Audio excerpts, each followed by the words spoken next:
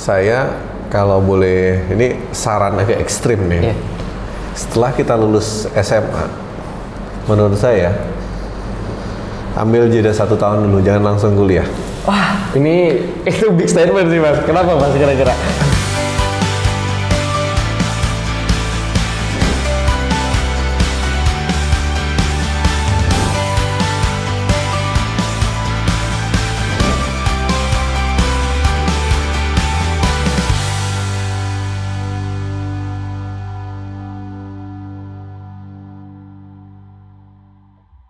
Halo Sobat Pengamat, selamat datang lagi di Pengamat Bertanya, podcast inspiratif yang dimana mengajak teman-teman pemuda semua untuk bisa berani lagi memberikan opininya karena kita tahu diam bukan pilihan.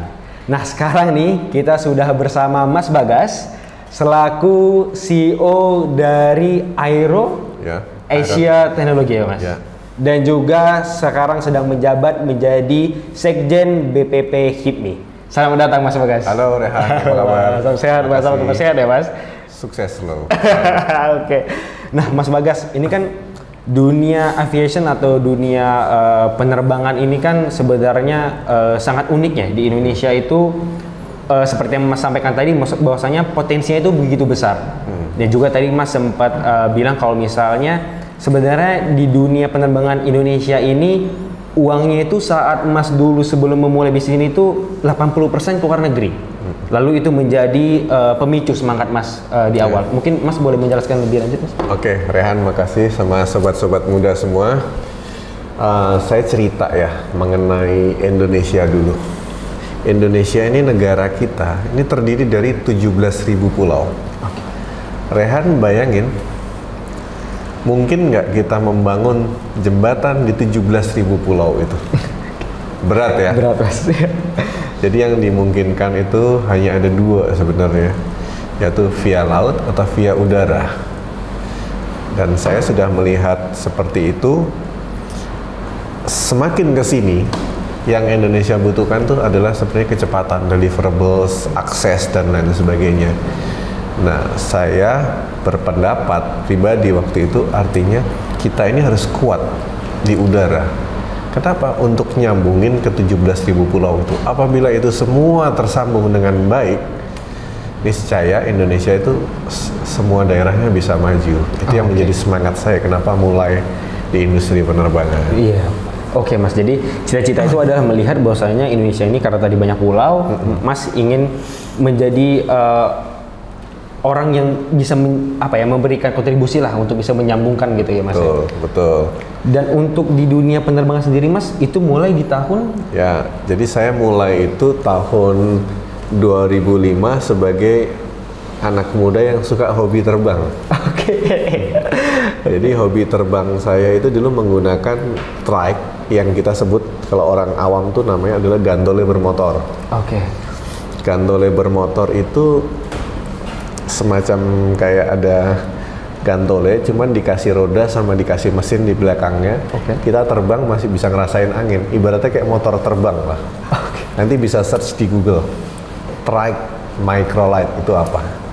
Nah, awal mulanya dari terbang sampai suatu ketika saya berpikir cita-cita saya sebenarnya jadi pilot. Oke. Cuman nggak kesampaian Rehan. Jadi saya melakukan pilot ini sebagai kegiatan hobi dan saya melihat ada potensi yang cukup besar. Akhirnya saya mulai. Pertama adalah saya jualan spare part dari gantole-gantole bermotor itu. Oke, Mas. Kemudian setelah perjalanan setelah beberapa tahun berkembang sampai di 2010 akhirnya kita mulai mengelola lapangan terbang kecil. Oke. Kebetulan lapangan terbangnya di Cibubur. Kemudian dari situ saya melihat ternyata belum ada ya swasta yang mampu menjadikan bandara ini sebagai environment penerbangan. Rata-rata kan memang BUMN ya.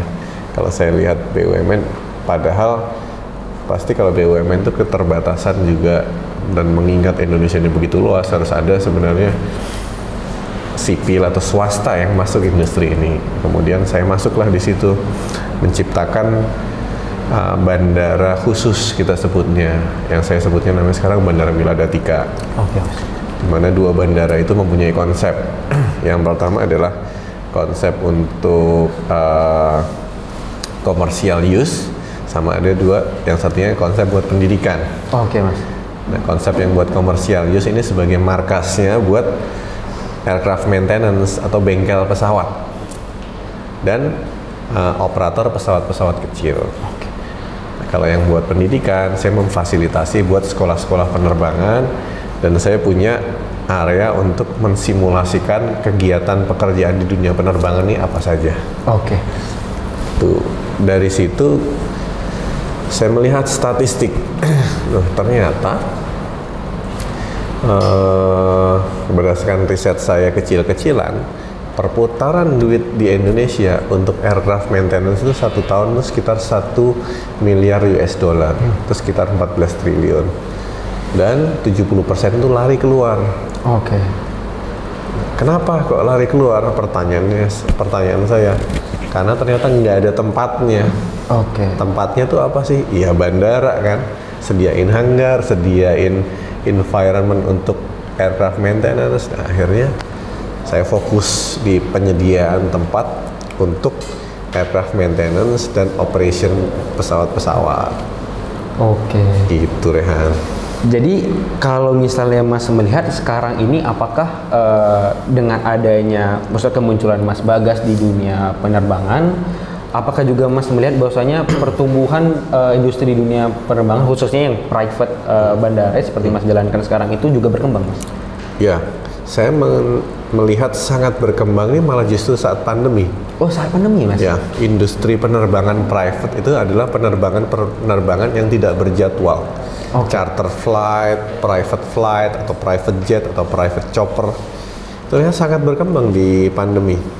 Karena terbukti omset kita untuk divisi private itu cukup naik signifikan di dunia pandemi, saat pandemi.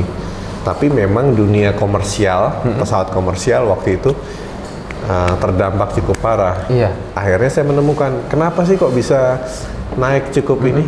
Karena ternyata orang kan menghindari kontak ya. Jadi orang banyak sewa pesawat sendiri.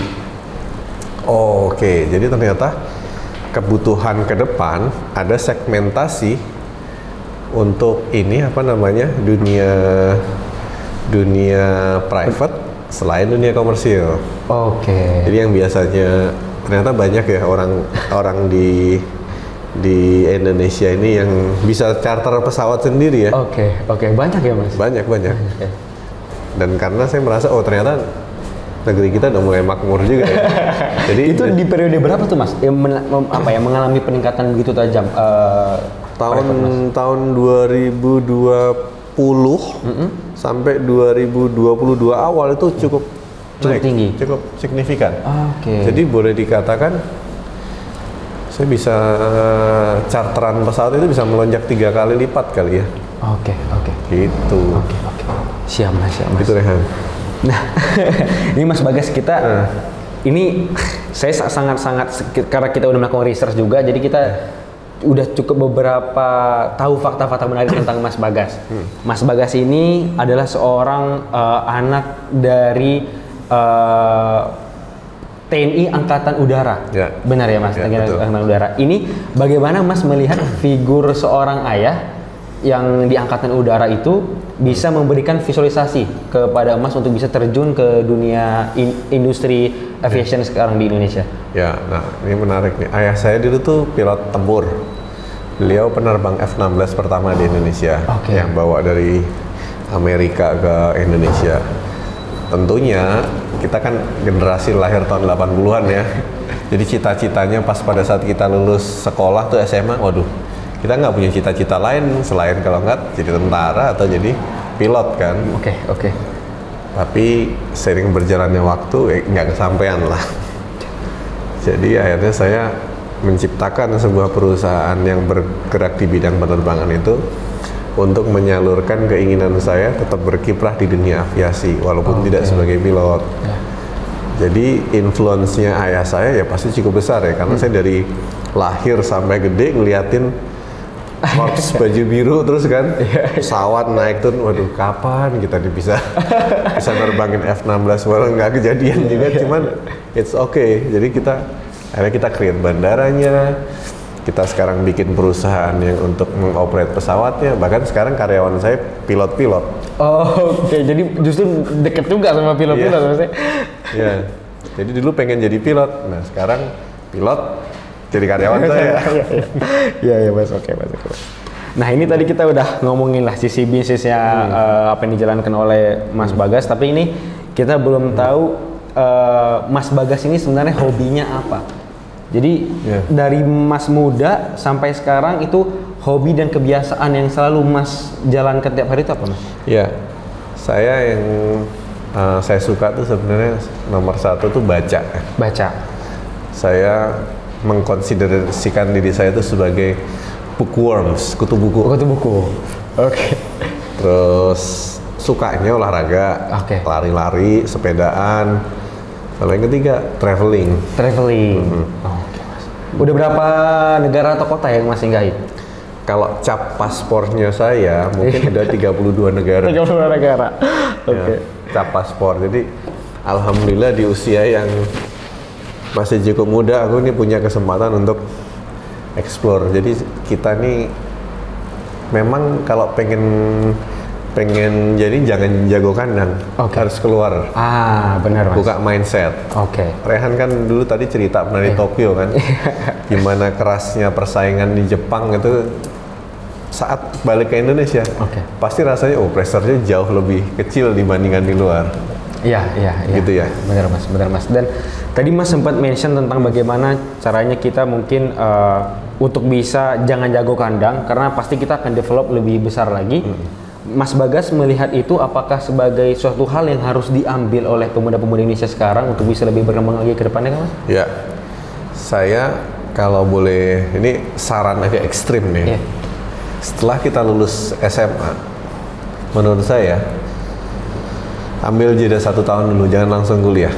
Wah, itu big statement sih Mas. Kenapa Mas kira-kira? Karena masa umur 17 tahun kan sebenarnya masa-masa labil ya. Mas. Kadang-kadang, salah masuk jurusan, salah ini. Mas. Kalau saya pengen kasih saran, lulus SMA, ambil jeda 1 tahun, itu keliling aja dulu. Entah itu keliling Indonesia, entah itu ke luar negeri atau apa, buka wawasan. Jadi saat kita kembali, kita udah tahu nih mau apa. Jadi kita matang. Dan kita tidak akan pernah menyesali apa yang sudah kita ambil, karena kita mengambil keputusan itu berdasarkan kita udah riset lah. Kita kan sebelum ngapa-ngapain kan riset. Tentu. Jadi makanya di beberapa negara maju ada namanya pre-university. Itu negara maju punya namanya pre-university. Jadi dia ngecek dulu dia nih sukanya apa. Dan rata-rata kalau aku perhatiin ya, orang yang berhasil di Indonesia ini pernah merantau. Iya, benar ya. Saya bisa pastiin itu pasti dia pernah merantau, entah keluar kotanya atau ke luar negeri atau apa, pasti dia pernah merantau. Mas. Jadi adalah pattern itu ya Mas, untuk bisa menjadi orang besar memang ada perjalanan yang mungkin nggak biasa orang ambil ya, untuk bisa keluar dari zona nyaman dan segala macam.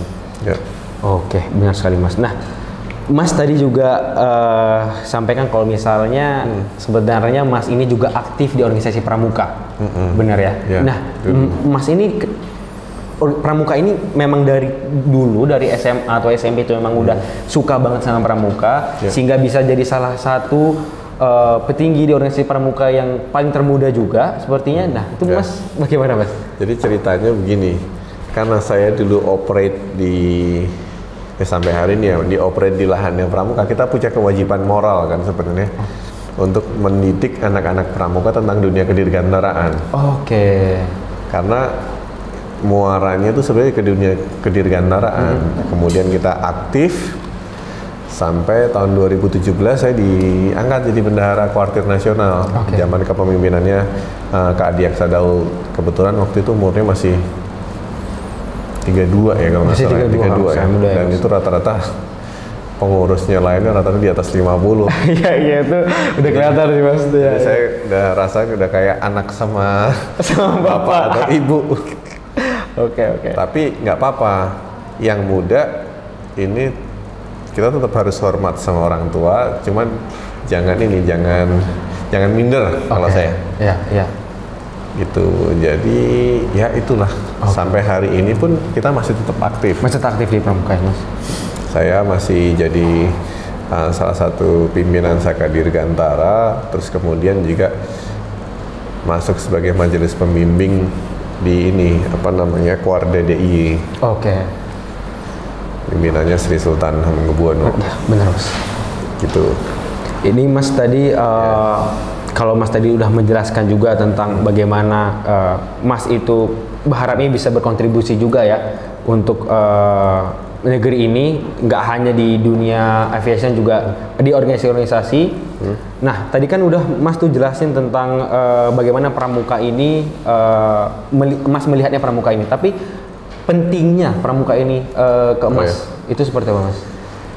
Jadi saya melihat tuh kan Pramuka itu sebenarnya pendidikan karakter di mana kita diajarkan mengenai Trisatya dan Dasa Dharma.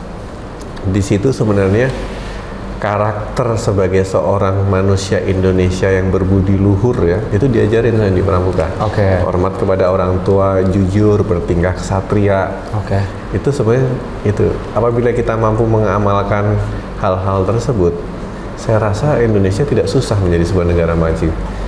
Jadi saya sangat mengharapkan sebenarnya Pramuka sebagai tempat untuk mendidik karakter anak-anak sekarang itu ini lagi ya, karena sekarang diwakilkan lagi mas ya, udah agak berkurang sebenarnya. Aku perhatiin.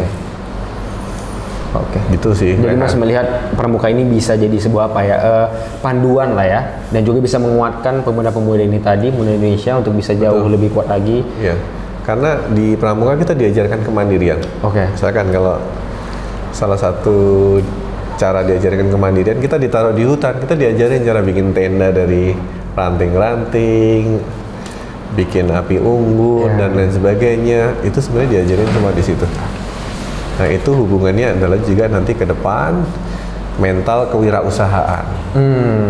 Mental kewirausahaan itu adalah mental sebagai seorang pengusaha yang mampu bermanfaat buat orang banyak dengan menggunakan resources yang ada.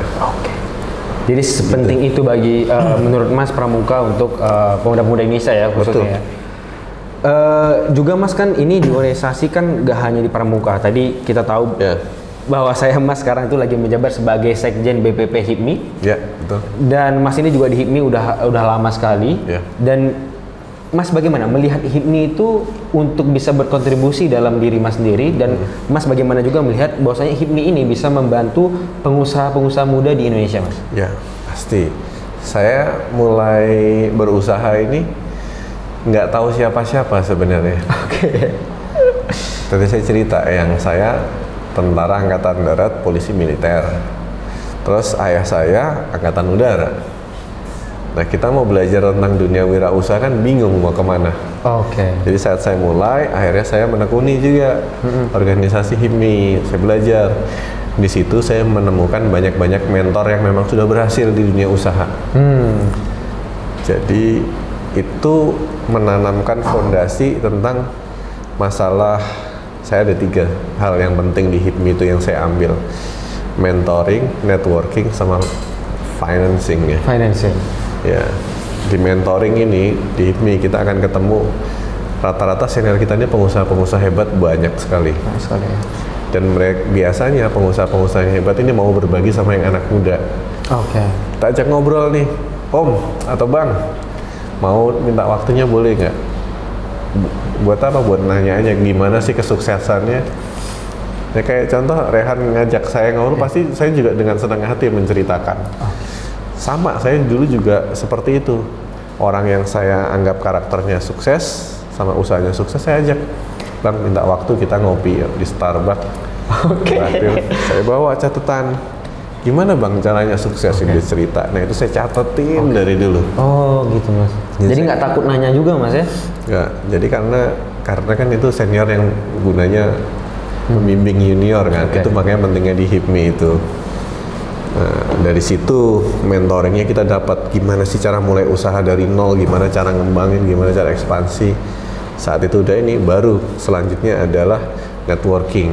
Di networking kita bertemu dari Sabang sampai Merauke sama pengusaha.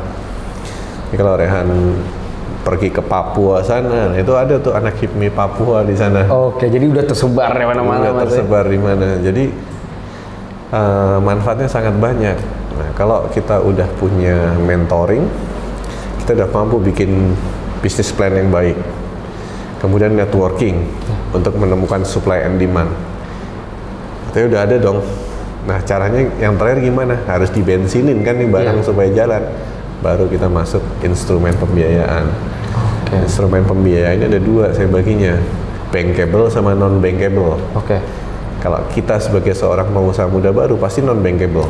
Oh gitu. Nah, diajarin caranya gimana, partneran dulu sama orang, jadi saham minoritas dulu nggak apa-apa. Yang penting kan jalan. Nah, saat ini udah jalan, baru kita dipercaya sama bank kan, baru kita buka instrumen pembiayaan yang lebih. Nah itu esensi berHIPMI menurut saya selalu ada 3 hal itu. 3 hal itu yang jadi core-nya Mas ya. Jadi Mas itu melihat juga HIPMI ini tadi seperti yang Mas sampaikan untuk diri Mas. Tentu tadi Mas sampai nyata-nyata juga Mas belajar banyak pasti, dan juga pasti seluruh anggota HIPMI itu pasti merasakan hal yang sama. Nah, Mas selaku sekjen ini melihatnya itu sekarang di posisi jabatan Mas, melihat apakah Mas di HIPMI itu nanti akan melanjutkan lagi untuk bisa mungkin menjadi ketua mungkin di periode selanjutnya, dan mungkin apa harapan Mas terhadap HIPMI ini ke depannya? Mungkin Mas ada visi tersendiri? Ya. Jadi saya melihatnya HIPMI ini sebagai instrumen kawah candra di muka bagi orang-orang Indonesia yang khususnya generasi muda yang pengen masuk dunia usaha. Dan saya selalu berpendapat kalau HIPMI-nya baik, Indonesianya baik. Kenapa nih Rehan? Saya kasih tahu Rehan.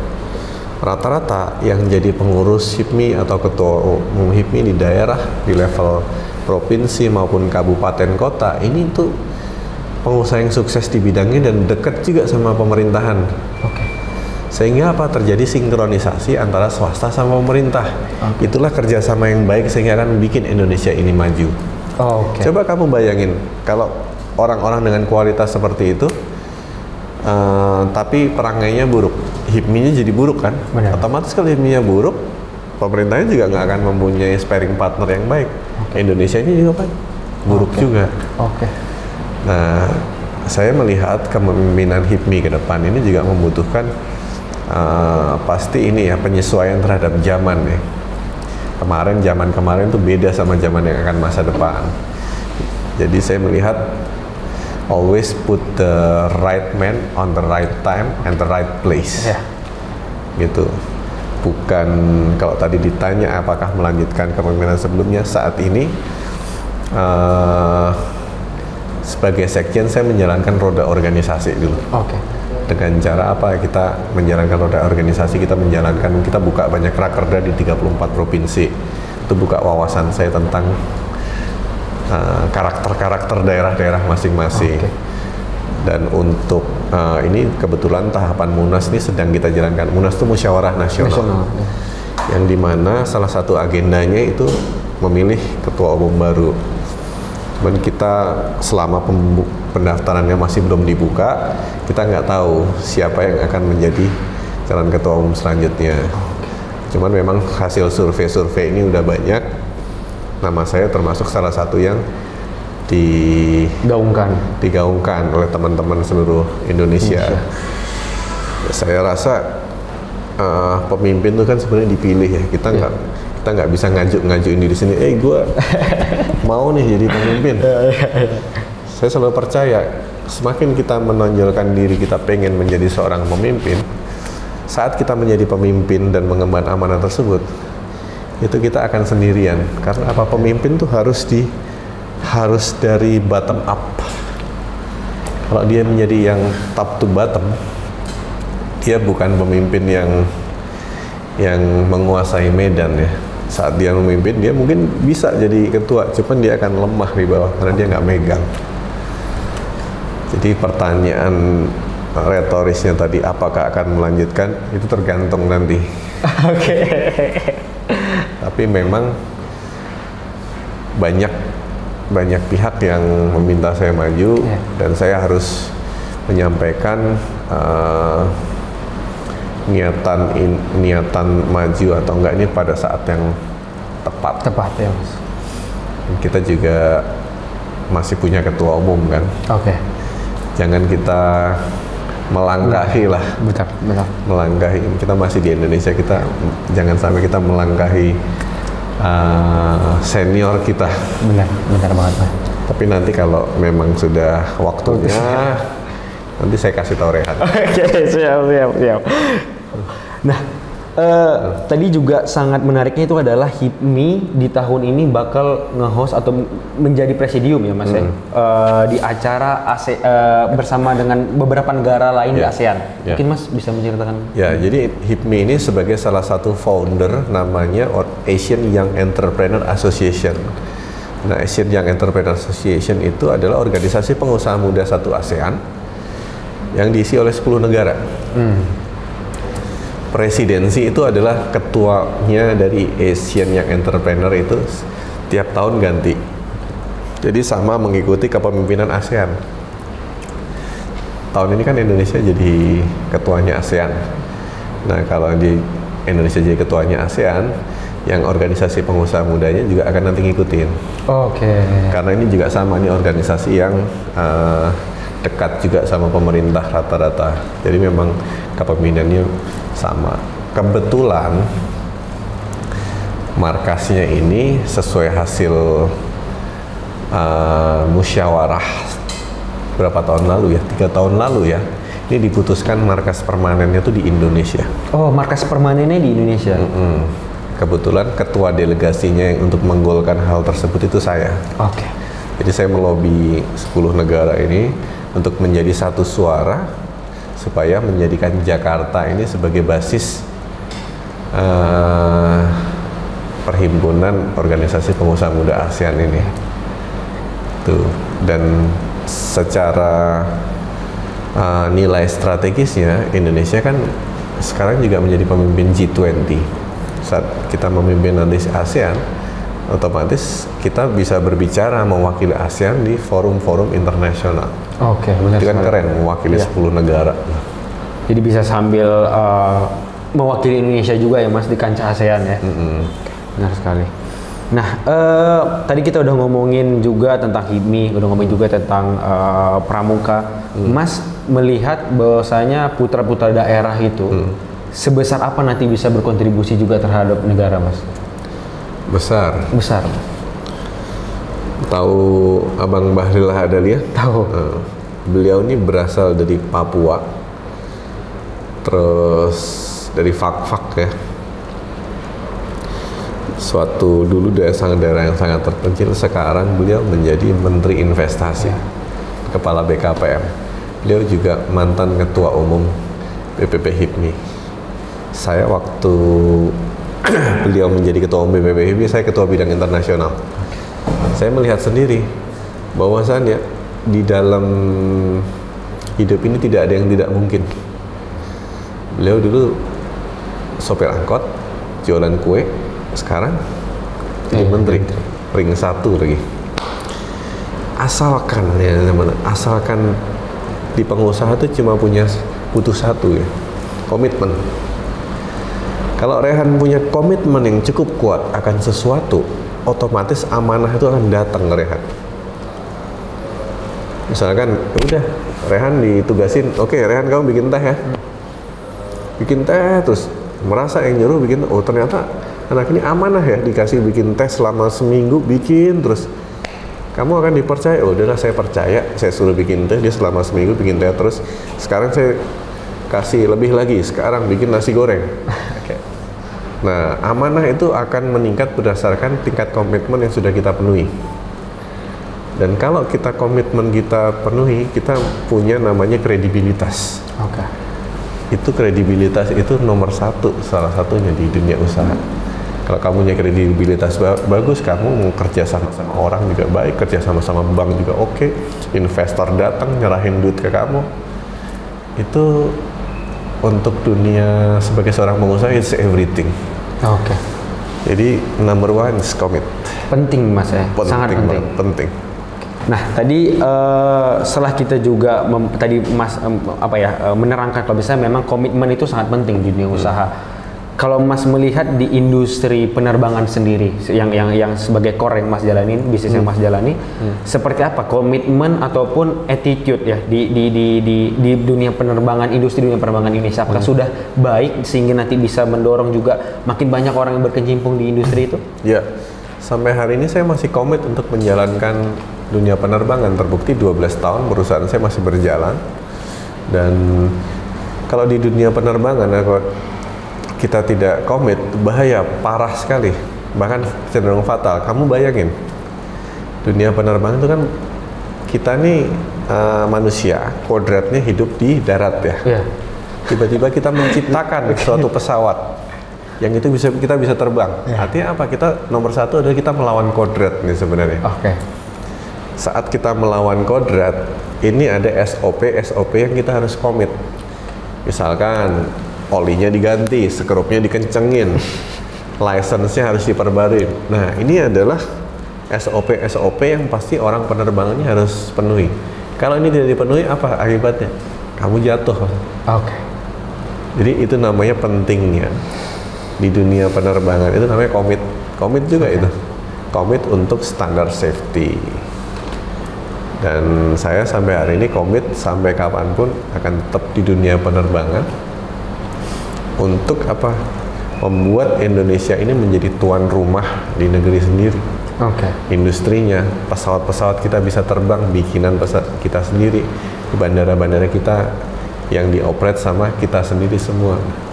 Saya sampai hari ini saya masih menegaskan komitmen saya di situ. Di dunia penerbangan Indonesia ya Mas. Oke Mas, mungkin ini kita sekalian untuk menutup podcast ini juga, Mas adakah beberapa pesan yang Mas bisa sampaikan khususnya ke teman-teman pengamat yang usianya masih tergolong muda, pasti di antara umur 20-an, ada nggak Mas mungkin 1 atau 2 kalimat kata yang bisa Mas sampaikan?